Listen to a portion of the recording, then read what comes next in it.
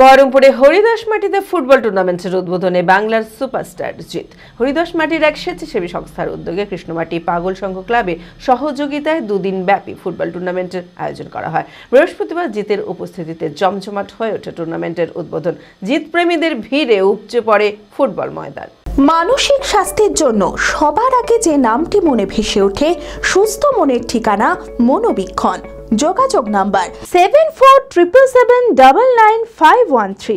এই আহানা ক্লাব আপনাদের ভীষণভাবে এন্টারটেইন করবে, আরো খেলা বাকি আছে। আর আমি সত্যি যারা অর্গানাইজ করেছে তাদেরকে সাধুবাদ জানাতে চাই, অভিনন্দন জানাতে চাই। এত সুন্দরভাবে অনুষ্ঠান আয়োজন করেছে। আমি ঢোকার সাথে সাথে যে এনভায়রনমেন্টটা দেখলাম, আমার মন এক্সাইটেড হয়ে গেল। আমি খুব খুব খুব খুশি হলাম। দুদিন ধরে নকআউট ৮ দলীয় ফুটবল টুর্নামেন্টের আয়োজন করা হয়েছে হরিদাস মাটিতে। এক স্বেচ্ছাসেবী সংস্থার উদ্যোগে কৃষ্ণমাটি পাগল সংঘ ক্লাবের সহযোগিতায় এই খেলার আয়োজন করা হয়।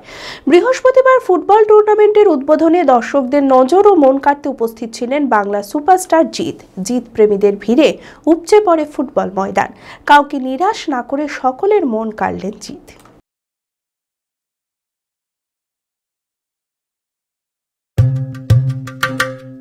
মুর্শিদাবাদ খাদি মেলা 2025-26। খাদি চিরন্তন, খাদি পরম্পরা, খাদি ঐতিহ্যবাহী, খাদি সবার সেরা। মুখ্যমন্ত্রী মমতা বন্দ্যোপাধ্যায়ের অনুপ্রেরণায় অনুষ্ঠিত হতে চলেছে 10ম মুর্শিদাবাদ খাদি মেলা 2025-26। আয়োজনে পশ্চিমবঙ্গ খাদি ও গ্রামীণ শিল্প পর্ষদ। স্থান ব্যারাক স্কয়ার ময়দানের উত্তর পূর্ব কোণ, বহরমপুর, মুর্শিদাবাদ।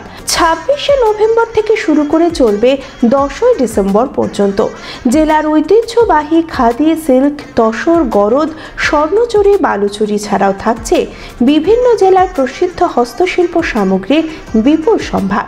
বাচ্চাদের জন্য খেলাধুলার ব্যবস্থা, প্রতিদিন সন্ধ্যায় সাংস্কৃতিক অনুষ্ঠান, প্রবেশ অবাধ।